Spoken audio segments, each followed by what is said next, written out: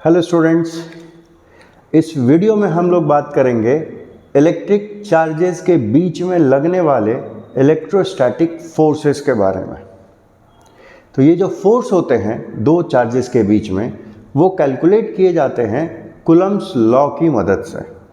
अब है कि ये कूलम्ब्स लॉ कहता क्या है, तो वो देख लेते हैं। सबसे पहले हम मान लेते हैं कि हमारे पास दो चार्जेस हैं। मान लेते हैं दोनों की पोलैरिटी सेम है, एक प्लस दूसरा भी प्लस। मान लिया इसकी जो वैल्यू है वो है Q1, ये है Q2, और इन चार्जेस के सेंटर्स के बीच का डिस्टेंस ध्यान रखना है। चार्जेस के सेंटर्स के बीच का जो डिस्टेंस है वो है R।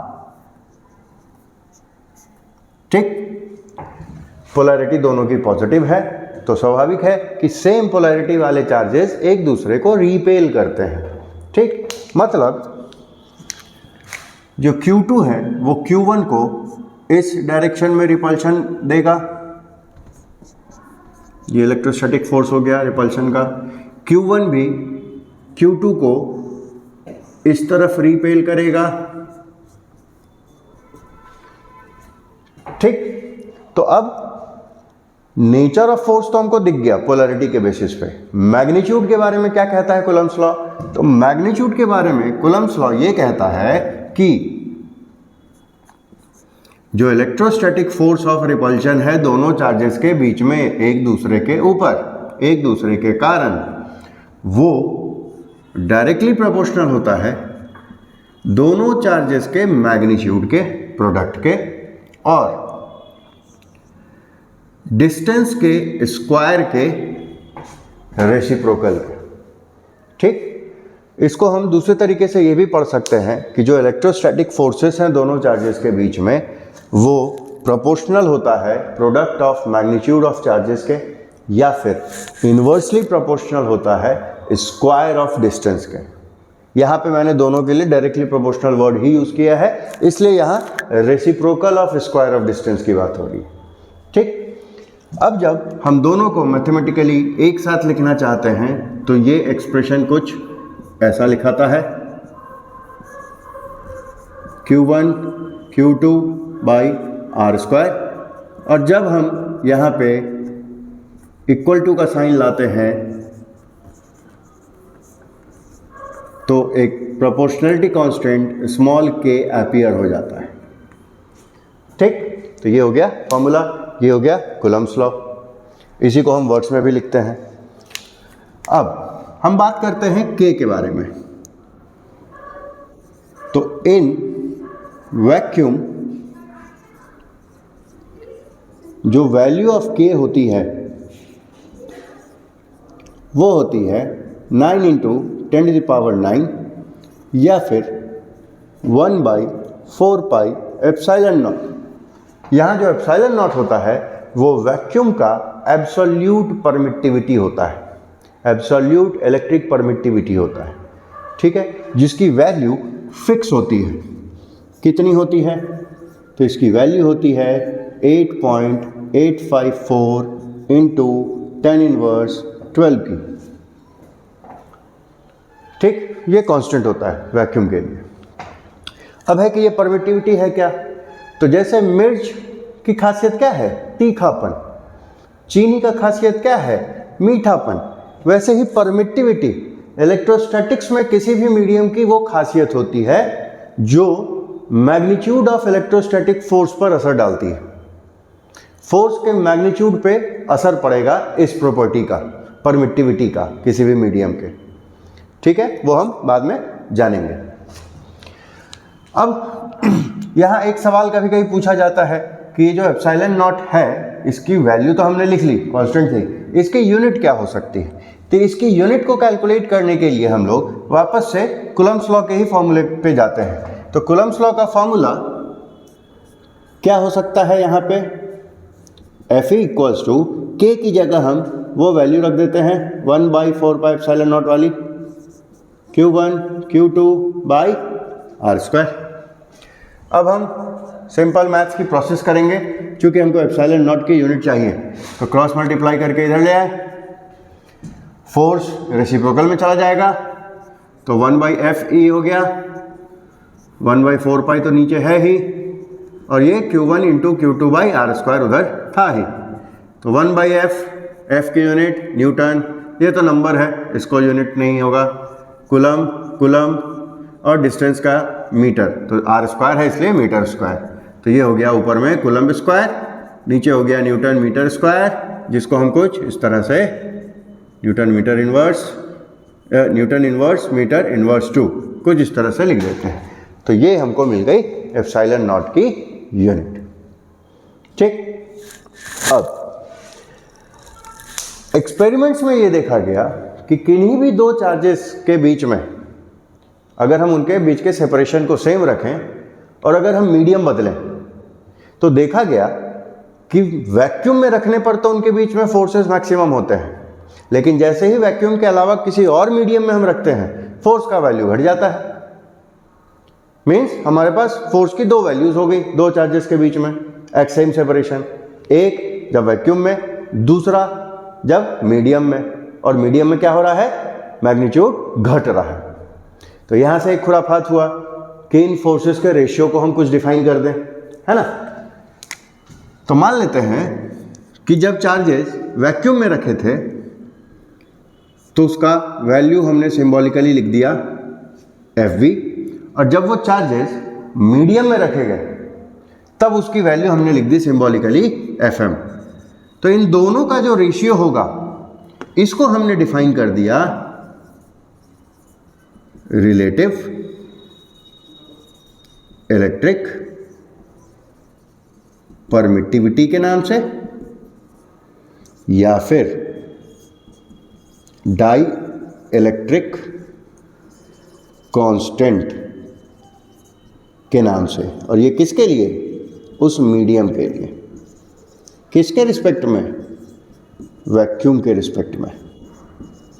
ठीक, तो जब हम relative electric permittivity word use कर रहे हैं तब हम लोग एक सिंबल यूज करेंगे एप्सिलॉन r, एप्सिलॉन वही हो गया ये वाला, और r फॉर रिलेटिव। और जब हम डाइलेक्ट्रिक कांस्टेंट लिख रहे हैं तब हम कैपिटल K लिख देंगे। तो ध्यान रखना है कूलम्ब्स लॉ में जो ये प्रोपोर्शनलिटी कांस्टेंट है वो हम स्मॉल k से जनरली लिखते हैं, ये वाला जो है वो डाइलेक्ट्रिक कांस्टेंट के रूप में जब लिखाएगा तो कैपिटल K लिखाएगा, इसलिए इन दोनों में कंफ्यूज नहीं होना है।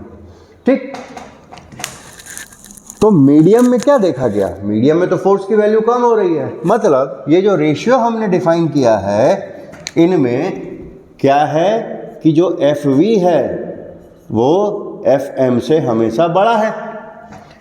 अब जब ये हमेशा बड़ा है न्यूमरेटर डिनोमिनेटर से, तो ऑब्वियसली जो डाइलेक्ट्रिक कांस्टेंट की वैल्यू होगी वो भी हमेशा ग्रेटर देन 1 होगी। दूसरी बात कि चूंकि ये दोनों तो फोर्सेस हैं, रिलेटिव परमिटिविटी या डाइलेक्ट्रिक कांस्टेंट तो फोर्सेस का रेशियो है, इसलिए जो रिलेटिव परमिटिविटी होती है या डाइलेक्ट्रिक कांस्टेंट होता है वो कैसी क्वांटिटी है, यूनिट लेस क्वांटिटी है, इसकी कोई यूनिट नहीं होगी। ठीक है, एप्सिलॉन नॉट की होगी, एप्सिलॉन r की नहीं होगी। ठीक, अब एक और नई चीज यहां होती है, क्या चीज वो देख लेते हैं। अब साइंस पढ़ रहे हैं, बिना जोड़ तोड़ के कोई बात ना हो तो संभव ही नहीं है, मजा ही नहीं आएगा। तो हमने क्या किया, एप्सिलॉन नॉट को एप्सिलॉन r से मल्टीप्लाई कर दिया, ये एक नया टर्म डिफाइन हो गया, इसको कहा सिर्फ एप्सिलॉन। अब है कि ये सिर्फ एप्सिलॉन क्या है, तो ये सिर्फ एप्सिलॉन जो है मीडियम का एब्सोल्यूट परमिटिविटी कह दिया गया। तो हमारे पास एब्सोल्यूट परमिटिविटी में दो हो गए, पहला हो गया वैक्यूम के लिए जिसको एप्सिलॉन नॉट कहा, दूसरा हो गया मीडियम के लिए, ठीक है, और तीसरी चीज क्या हो गई, रिलेटिव परमिटिविटी हो गई, वो भी मीडियम के लिए। मतलब मीडियम के लिए दो चीजें, एब्सोल्यूट परमिटिविटी और रिलेटिव परमिटिविटी। वैक्यूम के लिए एक चीज, सिर्फ एब्सोल्यूट परमिटिविटी, और ये कांस्टेंट होता है। ठीक है, क्लियर बात। अब इसी में एक छोटा सा क्वेश्चन कभी कभी ये पूछ दिया जाता है कि किसी भी मीडियम का अगर रिलेटिव परमिटिविटी मान लेते हैं 10 है तो इसका एब्सोल्यूट परमिटिविटी कितना होगा। तो कैसे निकाल लेंगे हम, एप्सिलॉन नॉट और एप्सिलॉन आर को मल्टीप्लाई करके। एप्सिलॉन नॉट की वैल्यू हमको पता है इतनी, 10 से मल्टीप्लाई कर दिया, तो या तो इस 10 से मल्टीप्लाई करके इसके डेसिमल को डिस्टर्ब कर दें, तो ये हो जाएगा 88.54, है ना। या फिर इस डेसिमल को अगर हम डिस्टर्ब ना करना चाहें तो ये पावर आपस में मल्टीप्लाई होंगे, 10 के ऐड होंगे, तो ये क्या हो जाएगा, माइनस में 11। ठीक, तो ये कभी कभी पूछ लेता है 1 मार्क में। ठीक है, तो फिलहाल इस वीडियो में अभी तक हम लोगों ने क्या जान लिया कि कूलम्ब्स लॉ क्या है। जो इलेक्ट्रोस्टैटिक फोर्स है वो चार्ज के मैग्नीट्यूड और चार्ज के बीच के डिस्टेंस पर किस तरह से डिपेंड करता है। Proportionality constant, dielectric absolute permittivity vacuum की, है ना। फिर किसी और दूसरे मीडियम में रखने पर फोर्स पे क्या असर पड़ा, तो भाई कम जा रहा था। फोर्सेस की वैल्यूज़ का रेशियो हमने निकाला, तो एक नया टर्म डिफाइन कर दिया, रिलेटिव परमिटिविटी या डाइलेक्ट्रिक कांस्टेंट, उसके बारे में जान लिया, है ना। और फिर लास्ट में मीडियम की एब्सोल्यूट परमिटिविटी भी डिफाइन करके देख लिया। ठीक है, अब हम लोग इसमें देखते हैं कुछ और बातें, जैसे मीडियम में कूलम्ब्स लॉ के फॉर्मूले पे क्या असर पड़ेगा, क्योंकि मीडियम में फोर्स घट जा रहा है, तो वो देख लेते हैं। तो यहाँ होगा कुछ नहीं, बस K की जो वैल्यू है वो मॉडिफाई हो जाएगी। तो कूलम्ब्स फोर्स का फॉर्मूला क्या था, K Q1 Q2 by R square था, है ना। अब है कि क्या बदलाव आएगा इसमें, तो यहाँ पे K की वैल्यू में बस ये चेंज आएगा कि या तो नीचे में अपीयर हो जाएगा ये रिलेटिव परमिटिविटी या डाइलेक्ट्रिक कांस्टेंट कुछ इस तरह से K की वैल्यू में, है ना, या जो न्यूमेरिकल वैल्यू थी 9 × 10⁹, उसको एप्सिलॉन आर से डिवाइड कर देना है। डिवाइड इसलिए भी कर रहे हैं क्योंकि फोर्स की वैल्यू घट रही थी, तो घटाने के लिए तो डिनोमिनेटर बढ़ाना पड़ेगा, है ना। तो ये बदलाव आ जाएगा। मतलब हम अगर कंक्लूड करें तो वैल्यू ऑफ K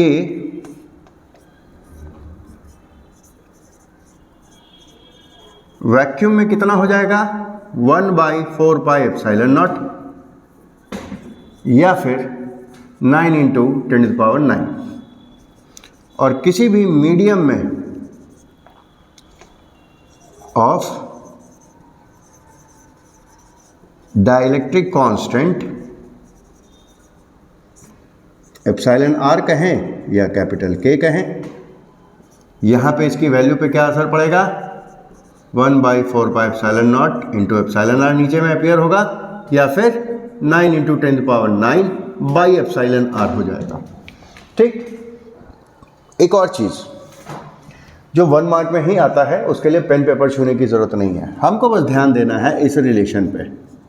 FV/FM क्या होता है, तो बार बार एप्सिलॉन आर पढ़ने की जगह हम यहाँ K यूज़ कर लेते हैं, थोड़ा आसान होगा समझने में।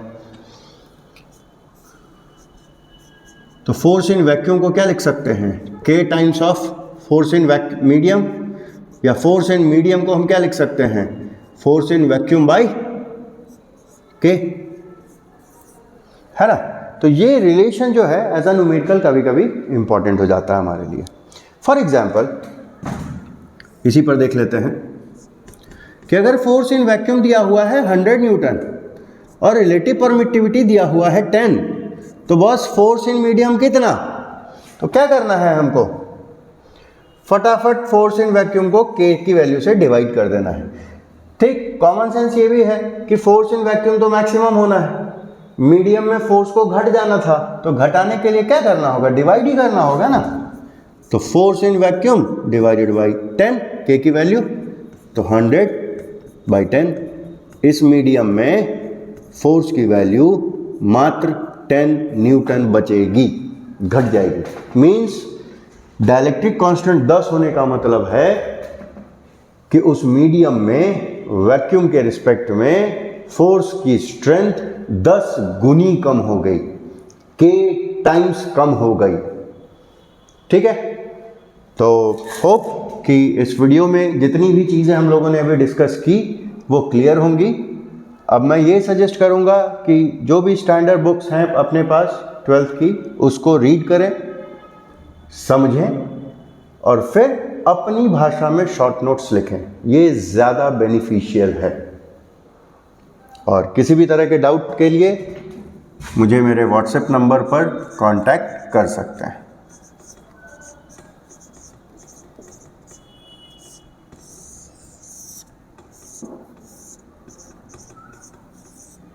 ओके बच्चा लोग, best of luck, bye bye.